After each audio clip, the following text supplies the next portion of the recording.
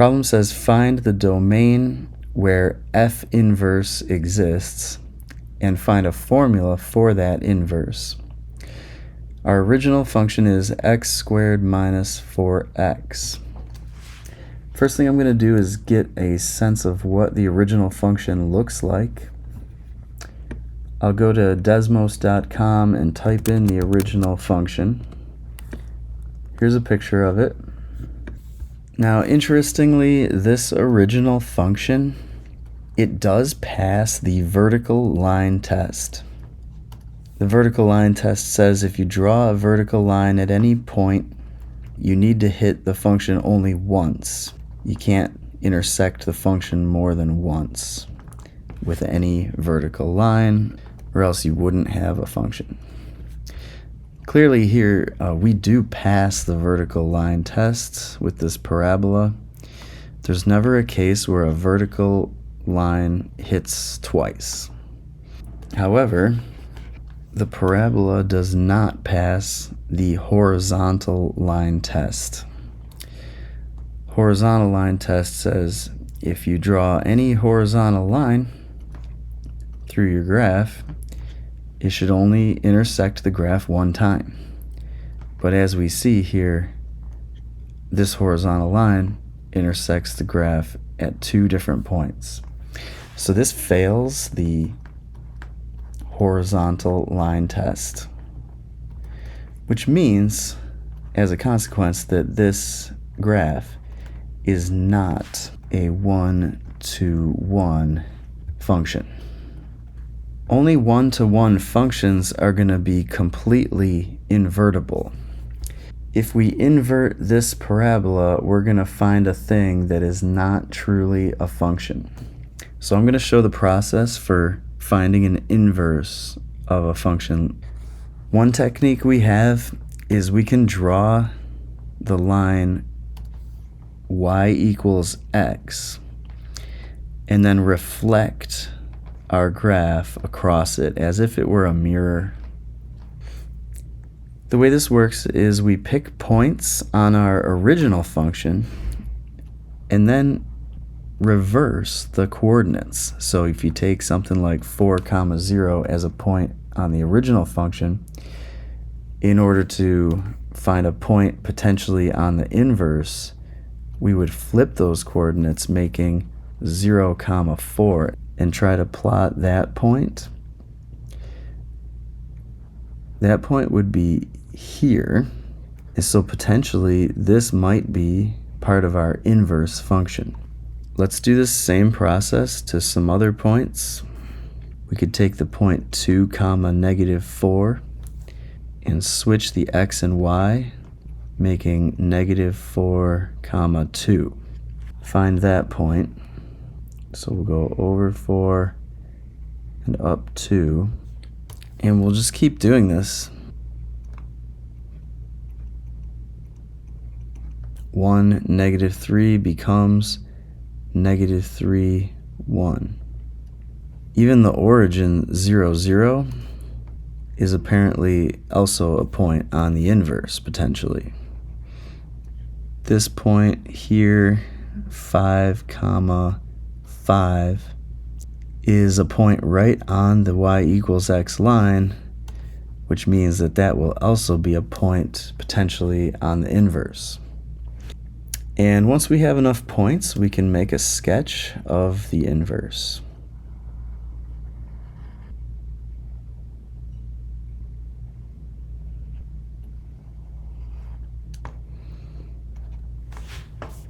Okay, so we're going to see a certain symmetry to it.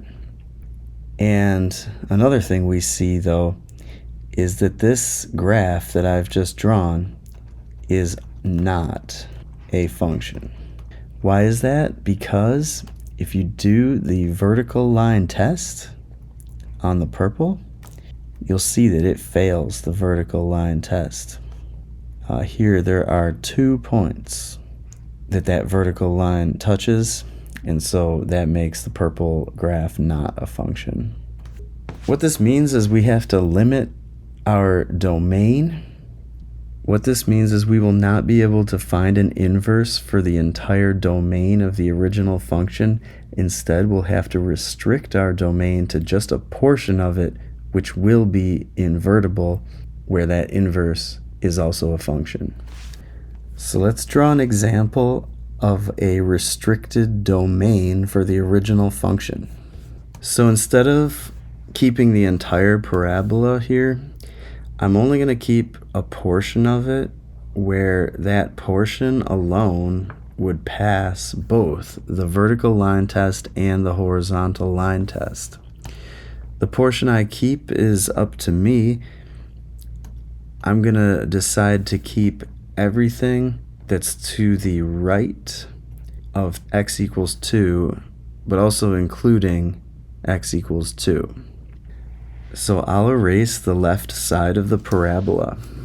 A restricted domain can be drawn in Desmos if you use this notation where you put a letter t in the x coordinate and then put your formula in terms of t for the y coordinate. You can then specify how much of the graph you want to show. So here I've eliminated the left side of the parabola, and I'm just going to keep this part. And so this is f of x with a restricted domain. Only x's that are greater than or equal to 2 are shown. We can now apply the same process of inverting the graph. I can reflect the point 2 comma negative 4 to negative 4 comma 2. The point 4 comma 0 should be reflected to 0 comma 4, and the point 5 comma 5 will stay as 5 comma 5, and I can now sketch my inverse function.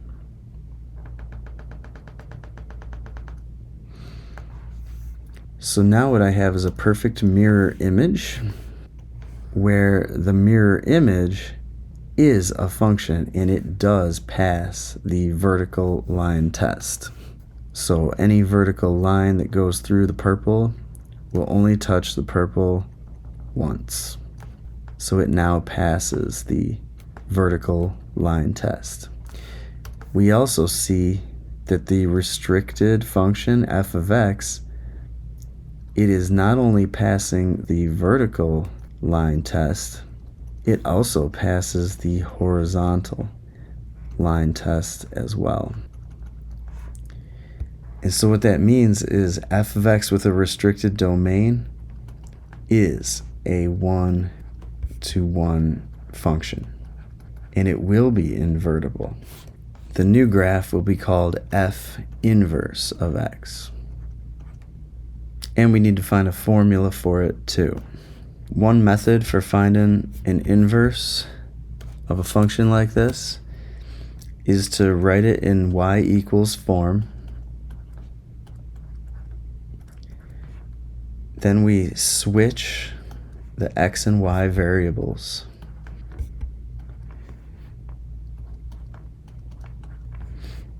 After that, we have to try to solve for y. So solving something like this is a little tricky.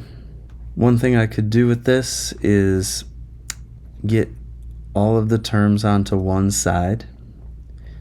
This is one option. So one potential way to solve this would be to use an online calculator. I could plug in the 0 equals y squared minus 4y minus x and have the calculator give me a formula for solving it for y.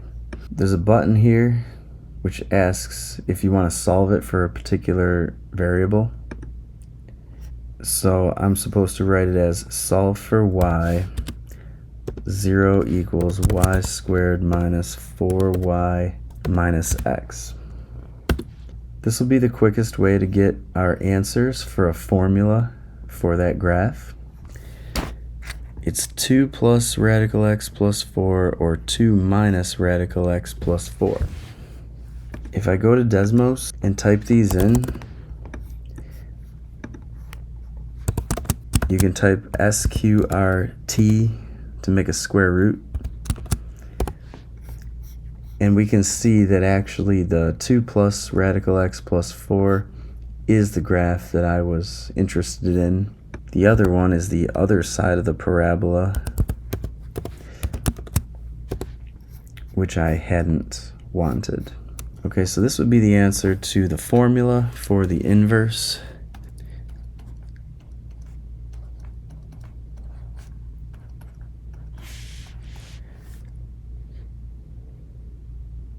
And so that is going to be my F inverse formula.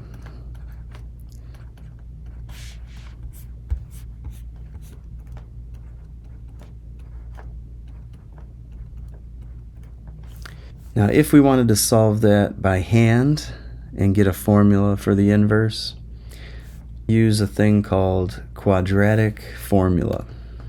So with the quadratic formula, we're supposed to recognize that we have a squared power of a variable and a single power of a variable, and then some other entity which is either a constant or a letter.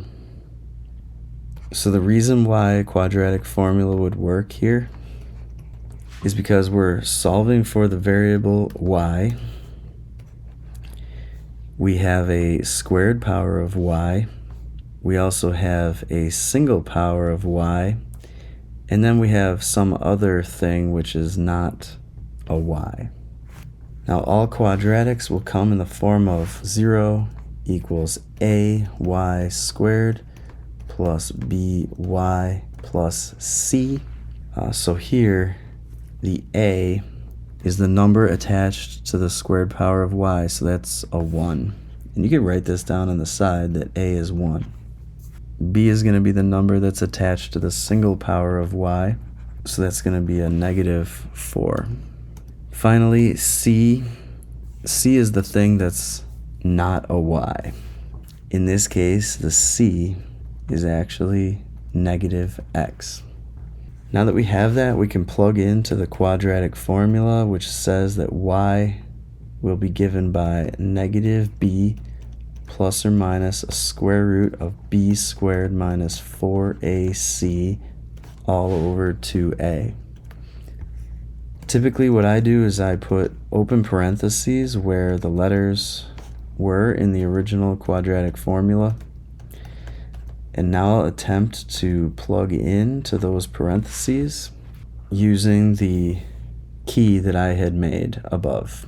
So in place of A, I'm going to put 1s. In place of B, I'm going to put -4s. In place of C, I'm going to put -x. I would now try to simplify.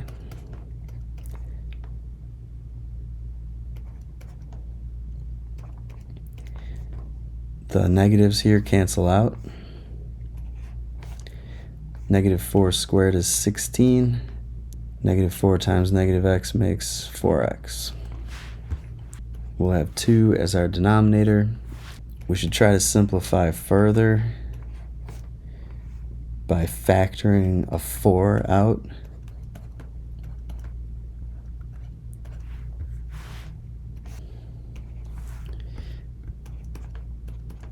The radical can be broken up into 2 radicals now.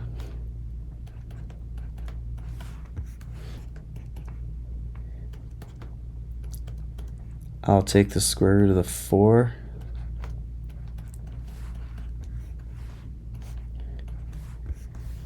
We can now cancel by dividing each term by 2. So we're going to get 2 plus or minus radical 4 plus x. This would be finding the solution by hand. And so our inverse is going to either be 2 plus radical 4 plus x or 2 minus radical 4 plus x. It all depends on the domain that we originally chose to focus on. I chose the right side of the parabola here, and that makes this my answer. Whereas if I had chosen the opposite side,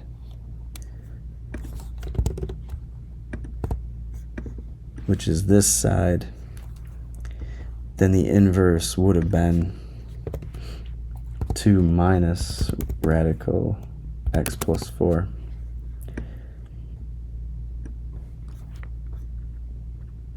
Finally, I'm going to give a domain for my inverse. So whereas my original chosen domain was x is greater than or equal to 2, I'll now find out what corresponding domain that makes for my inverse. So this is the domain written in algebraic notation. In interval notation, it would look like this. And let's look at the original range. It goes from a lowest y of -4, and it appears to just go up from there. It goes up toward infinity, basically.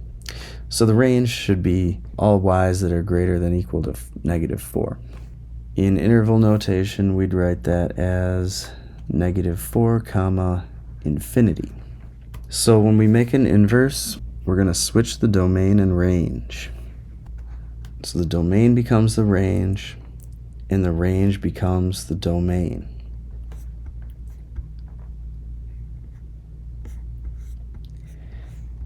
So we see now the domain of f inverse is going to be from -4 to infinity. And the range of the inverse is going to be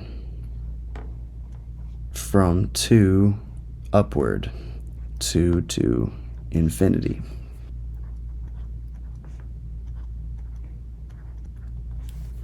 So they switched. And this would be the answer to the domain of our inverse.